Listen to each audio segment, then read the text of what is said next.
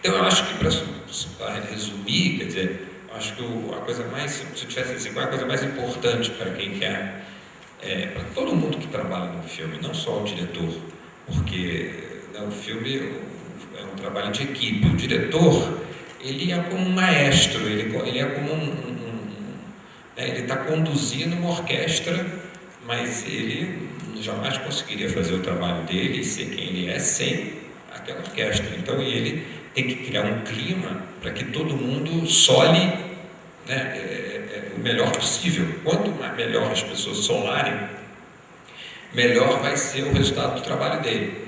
Ele tem que certificar que está todo mundo na mesma clave, né, que não tem ninguém desafinando, né, porque... Então, quer dizer, eu acho que não só o diretor, mas todo mundo, o diretor passa esse conceito, mas o fotógrafo, o diretor de arte, o figurinista, o montador, o roteirista, aliás, no início, todos têm que estar contando a mesma história e todos têm que estar muito afinados com a essência daquela... Por que contar aquela história? Estamos contando essa história para falar disso, né? Para falar... Então, tentar realmente achar a essência de cada história e o ângulo que vai contar essa história. Vamos começar as perguntas? Quem quer começar? Vamos lá?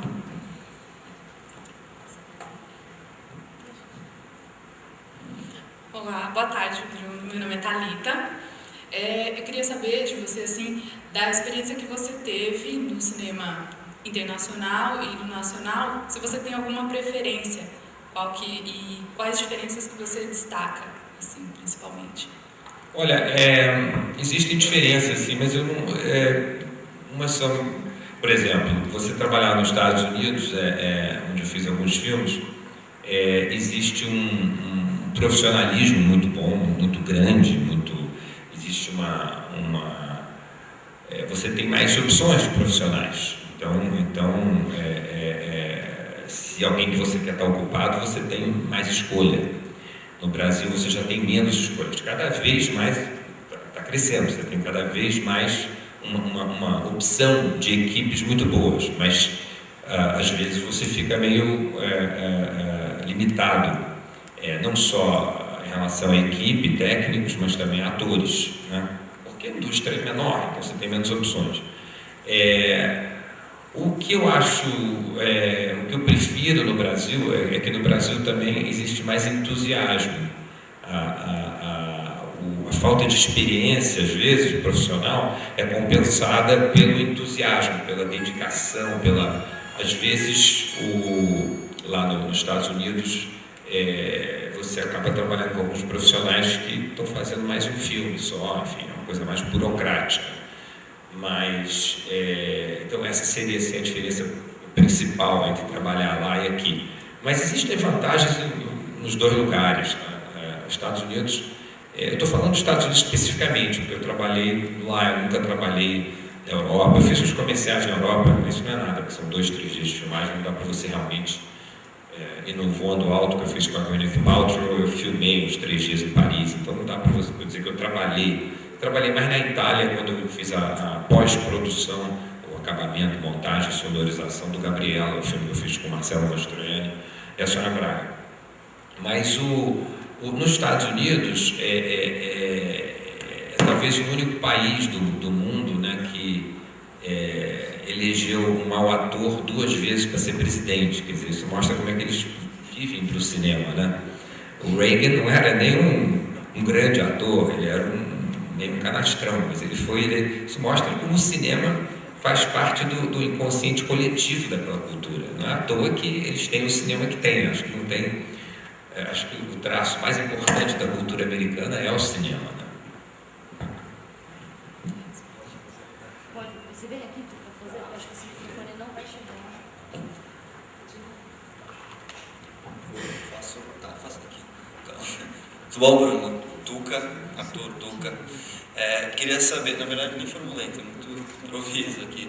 Queria saber se você possui algum método de criação mesmo teu, muito particular. Não sei se você pensa cinema, sei lá, todos os dias, ou não, agora que eu estou preparado, agora que eu vou produzir um filme, eu quero produzir, eu vou ter um tipo de ideia, sabe? Se você tem um método de criação mesmo, se você possui um método diferente teu, de repente, de criação, para ter ideia de algum filme, para produzir, sabe? Na hora de decidir fazer um filme. Olha, eu adoraria possuir um método de criação. Eu acho que todos nós gostaríamos de ter um método. Eu acho que o que está no início mesmo de todo o projeto que eu resolvo fazer, né, aquela explosão inicial, assim, aquela fagulha, essa é a palavra que eu estava procurando, inicial, é sempre a empatia que eu tenho por um determinado personagem ou personagens.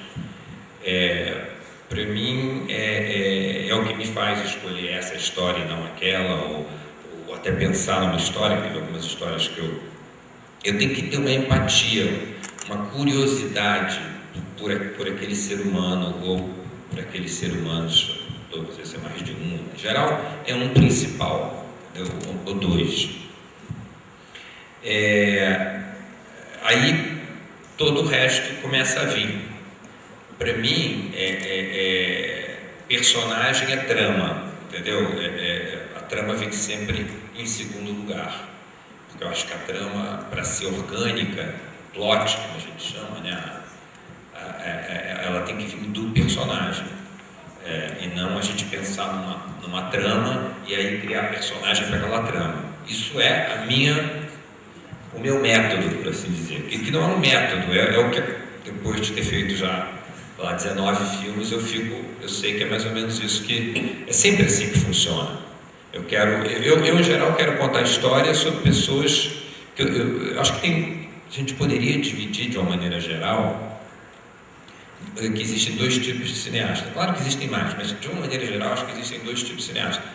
Aquele que está sempre falando, contando, em geral, inclusive a mesma história, e são filmes mais pessoais, como o Woody Allen, como o Bergman, enfim, o Jabor, que agora voltou a filmar, mas filmava há um tempão, o próprio Babenco, tá? Então tem sempre uma coisa mais, o Almodóvar, por exemplo. E tem outros cineastas que contam histórias sobre assuntos que não tem nada a ver com eles. Eu me incluiria nesse segundo grupo, Walter Salles, o Fernando Meirelles, enfim. Por quê? Porque eu só conto histórias que despertam a minha curiosidade. E um assunto que eu conheço muito bem, que seja muito pessoal, que eu tenha vivido, como é o Woody Allen, o Almodóvar, vivido de uma maneira ou de outra, eu não vou ter curiosidade nenhuma, porque eu já estou cansado de conhecer.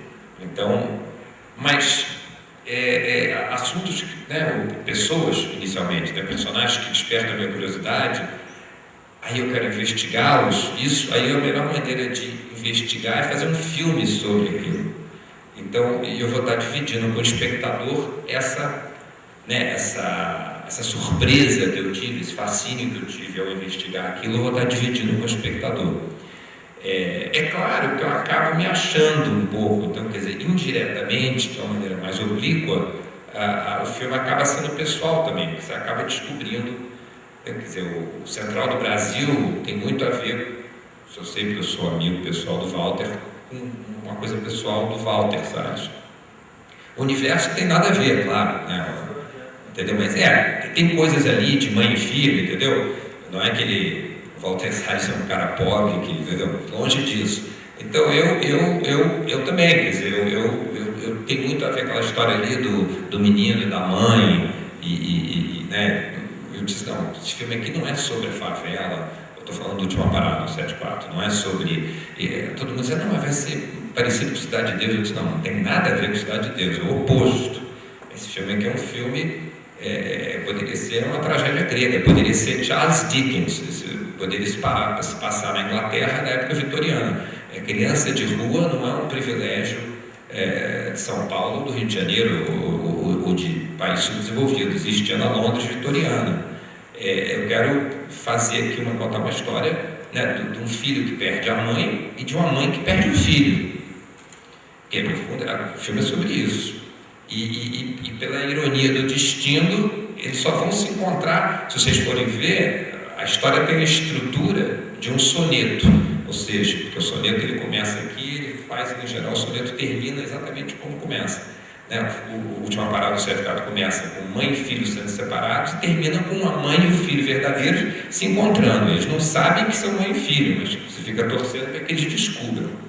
Então, quer dizer, o resto ali, a favela, o próprio episódio do ônibus, é tudo pano de fundo, é tudo contexto, não é texto.